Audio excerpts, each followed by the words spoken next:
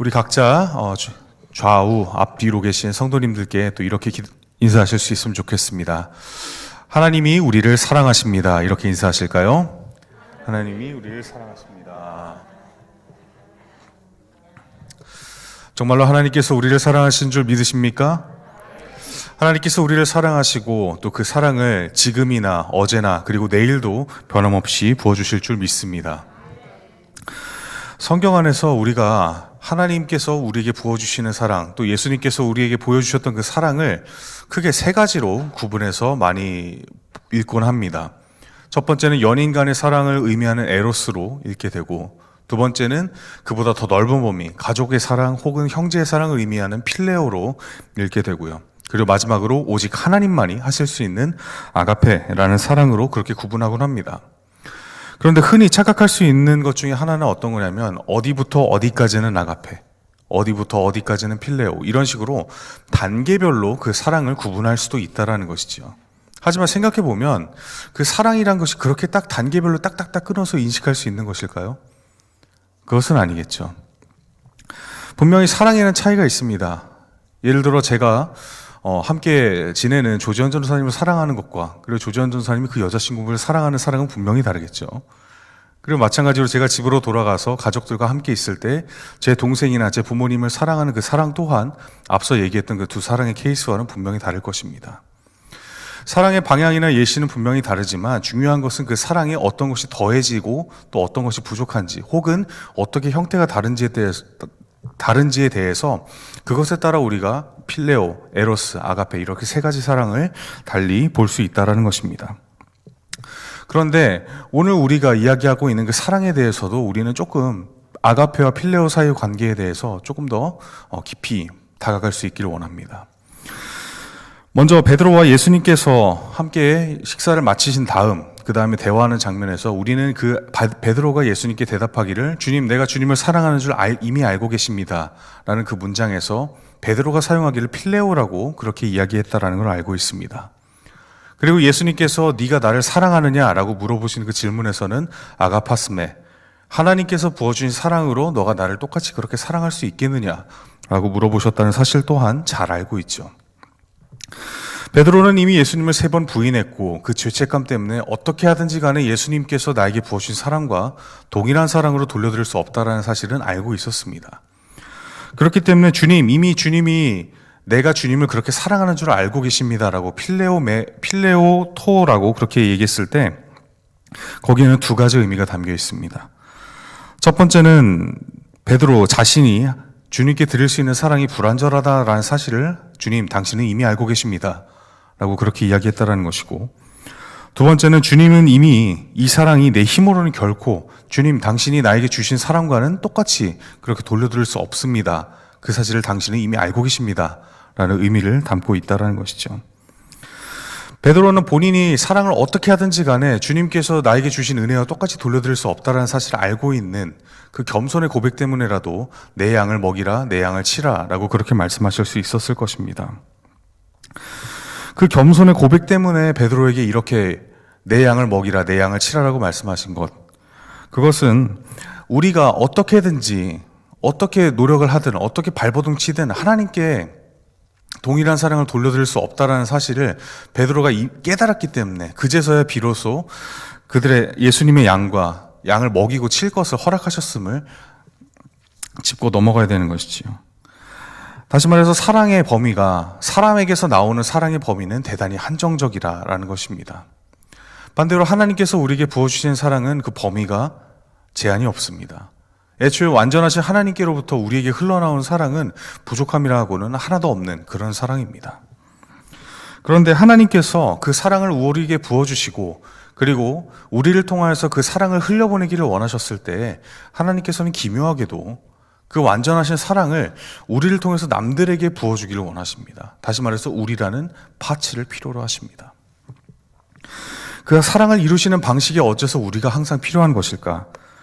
그 방식에서는 우리가 하나님께서 우리를 통해서 이루시는 나라의 그 모습이 함께 사는 나라이기 때문에 어떤 사람 하나만 이렇게 들여놓는 것이 아니라 하나님께서 자기 백성으로 택하신 모든 이들을 함께 살도록 부르신 나라이기 때문에 그럼을 알 수 있습니다. 목자의 음성을 듣는 양떼와 같이 하나님의 나라는 하나님의 음성을 듣는 모든 이들이 모여서 만들어지는 그런 공동체입니다. 이 교회가 그러하고 교회가 모여서 하나님의 백성이, 하나님의 나라가 언젠가 이 땅에 이루어질 때 그 나라는 하나님의 백성이라, 하나님의 자녀라 이름하는 모두가 모여서 이루어질 그런 나라입니다. 그리고 그 부름에 응답하는 현장 중에 하나가 바로 이 요한복음 본문의 그 현장입니다. 하나님께서 우리와 함께 하시는 방법은 기본적으로 대답을 요구하십니다. 하나님께서 우리에게 무언가 사랑을 부어주시고 그 사랑을 통해서 우리를 쓰길 원하셨을 때 하나님은 분명히 강권적인 방법으로 우리를 인도하실 수 있습니다. 그럴 능력이 충분하신 분이십니다.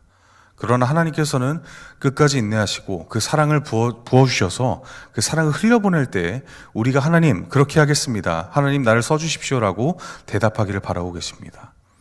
이사야 선지자가 누가 우리를 위하여 갈 거라고 하는 그 하나님의 음성에 대해서 주님 내가 여기 있습니다, 나를 보내소서라고 함으로 예수 그리스도의 탄생을 예언하고 그 70년 후에 해방을 예언했던 그 위대한 선지자가 되었음을 기억해 보십시오.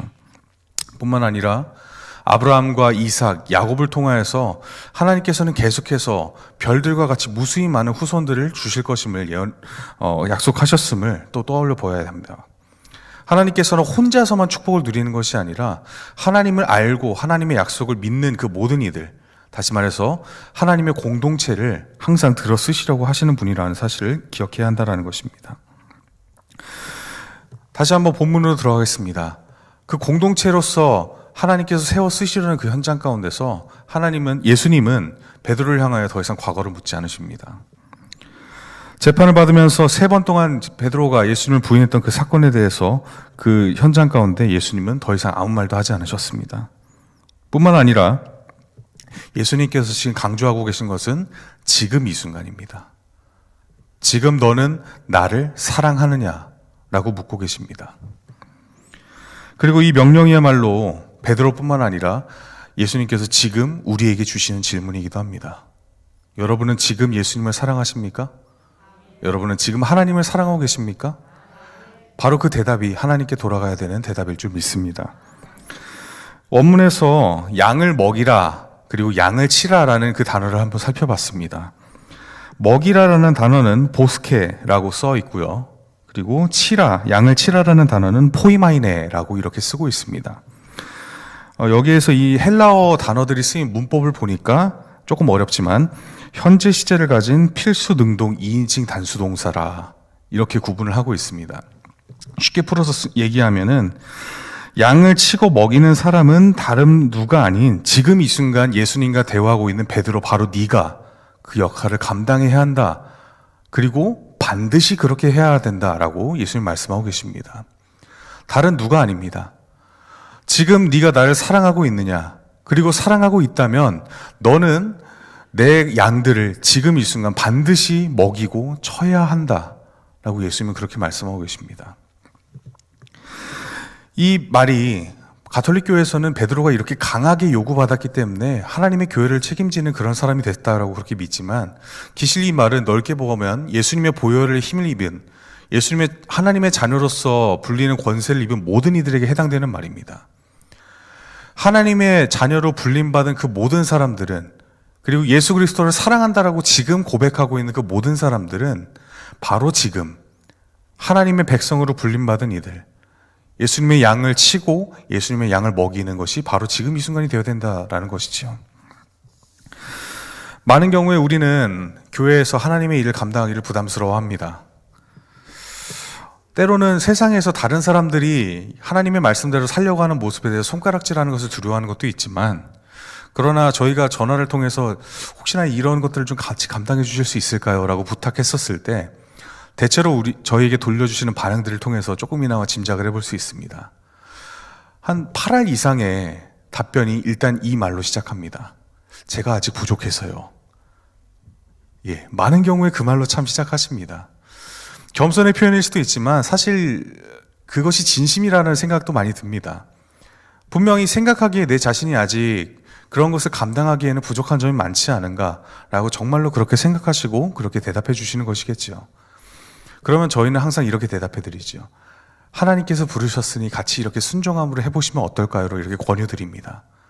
그리고 나서 이제 순종함으로 그 역할을 감당하시겠노라 이렇게 대답해 주시곤 하시죠. 그리고 그 많은 일들의 경우가 하나님께서 우리에게 내가 이 일을 감당하겠니? 내가 사랑으로 너를 이렇게 불렀는데 너는 이 일을 나를 위해서 감당해 줄 수 있겠느냐라고 물어봤을 때 우리가 하나님께 대답해야 되는 그런 모습이기도 합니다. 하나님께서 당신의 사랑을 부어주시는 존재는 다른 누군가가 아니라 바로 여기에서 예배하고 있는 우리 각 한 사람 한 사람입니다. 저에게 사랑을 부어주셨고 그리고 권사님께, 집사님께, 장로님께 하나님께서는 바로 그 여러분들 한 사람 한 사람을 택하고 세워주셔서 사랑을 부어주셨습니다. 다시 말해서 이것은 다른 누가 아니라 바로 여러분들을 택해서 그 사랑을 부어주셨다라는 말씀이 됩니다. 그런데 반대로 돌려볼까요? 그 사랑을 받은 우리가 다시 하나님께 그 사랑을 돌려드리기 위해서 필요한 것은 다른 누가 아니라 내가 그 사랑을 돌려드려야 된다는 말이 됩니다. 하나님께 사랑을 받았는데 그 사랑을 돌려드려야 되는데 그 사랑을 다른 누군가를 통해서 돌려준다? 글쎄요. 하나님 보시기에는 어떠실까요? 하나님은 바로 여러분들에게 사랑을 주셨는데 여러분들은 하나님께 그 사랑을 그대로 돌려드리는 것이 아니라 다른 누군가를 통해서 대신 돌려드린다는 건 얼핏 봐도 이게 맞는 말인가 싶은 만큼 고개가 갸웃해지는 그런 형태입니다. 하나님께서 우리에게 사랑을 주시고 그 사랑대로 나와 함께 하자라고 부탁하셨을 때 그것은 다른 누군가를 대신 보내서 그 사랑을 돌려드리라라는 것이 아니라 주님, 제가 그 사랑을 돌려드리겠습니다라고 하나님께 다시 한번 내가 나아가야 하는 것이죠.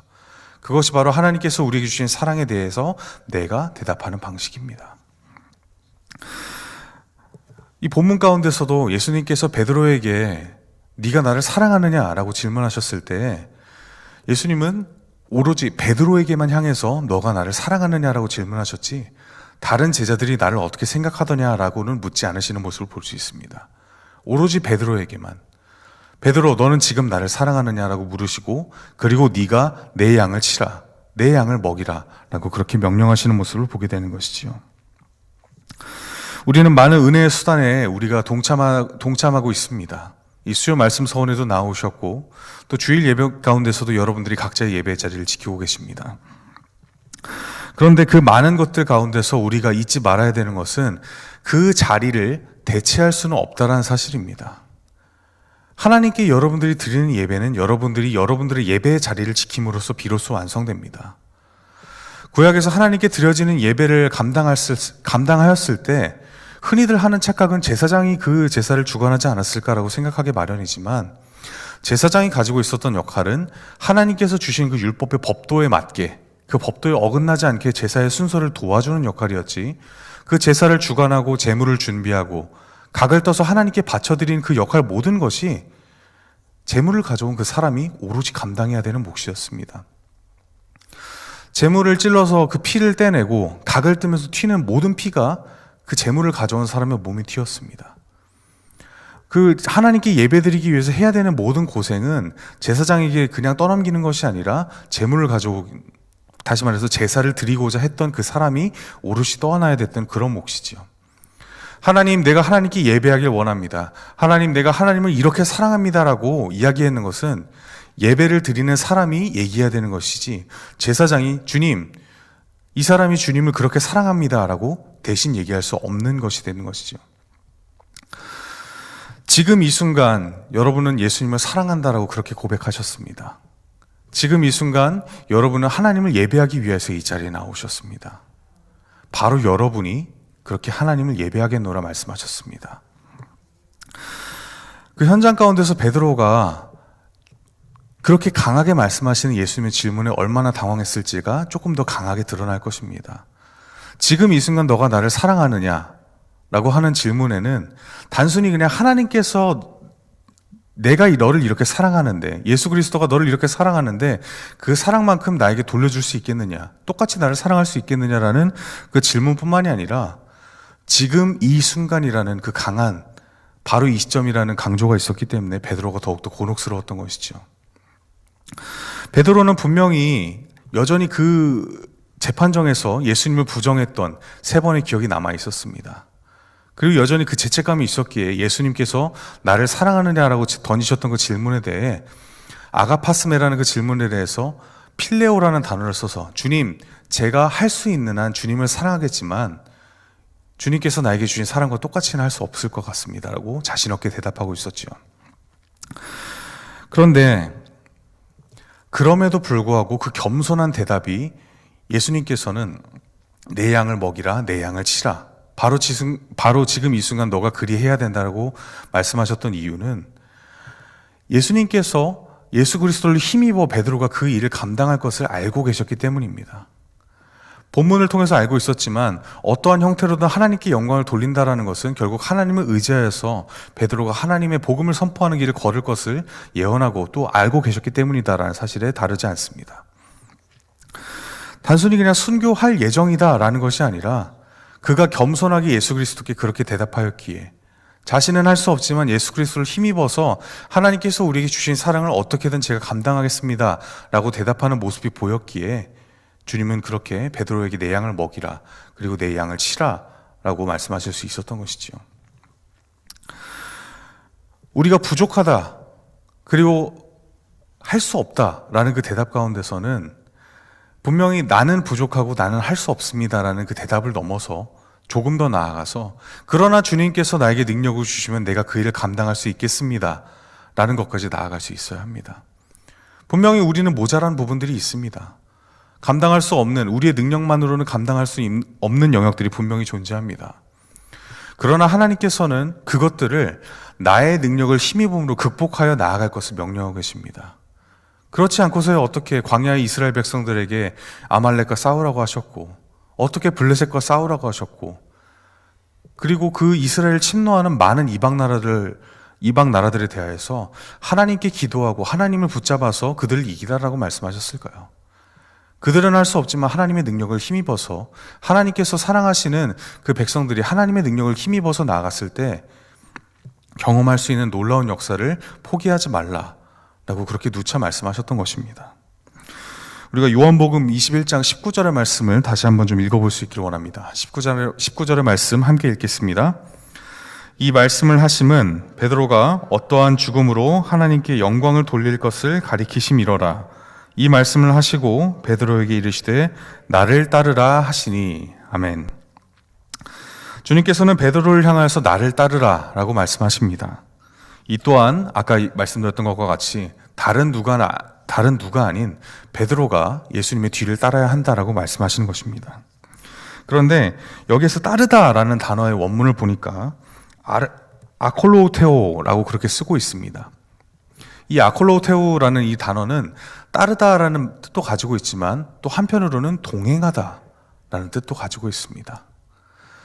베드로가 주님, 저는 주님께서 주신 사랑을 똑같이 돌려드릴 수 없습니다. 제 힘으로는 그렇게 할 수 없습니다라는 고백에 대하여서 나를 따르라라고 말씀하셨을 때 한편으로는 나와 동행하라라는 말씀을 하심으로써 하나님께 영광을 돌리는 그 방법이 예수 그리스도와 동행하면 되는 것임을, 하나님과 동행했을 때 나의 부족함이나 나의 모자람이 오히려 극복되고 당신의 영광을 드러내는 도구로 쓰여질 것이라는 사실을 분명히 나타나고 계시는 것이지요.